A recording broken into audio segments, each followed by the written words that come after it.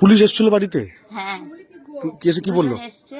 হুম। বলছে আপনার ছেলের নাম প্রভাস মণ্ডল। আমি হ্যাঁ, তা আপনার ছেলে মারা গেছে, হুম। আপনি দেখতে চান? হাসপাতালে আছে, দেখুন। আমি বলছি না, আমি আর দেখতে চাই না, আমি দেখে আর কি করবো, আর আমার যাবার শক্তি নেই, আমার গলা শুকিয়ে যাচ্ছে, বলতে পারছি না। হ্যাঁ, তাই বলছে আমার যাওয়ার শক্তি নেই, আমি যাবো না, তোমরা থাকো।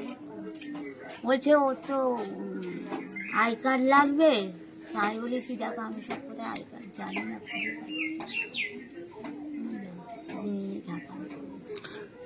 ছেলের যে মৃত্যু হলো তাতে আপনার কষ্ট হচ্ছে না?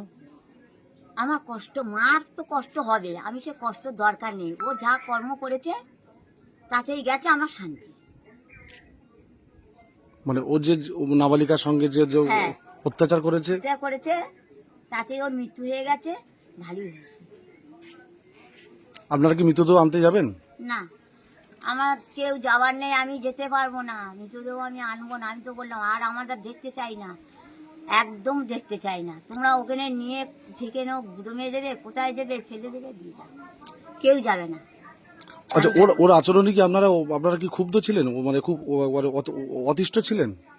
দেখো আমি আর ওসব কিছু বলতে পারবো না, ও যে গেলে আমাদের কথা শুনি, বিশেষ করে মার কথা যদি না শুনি, নিজে নেশা ভাঙ করে, তা আমার অত আর কিচ্ছু বলার নেই।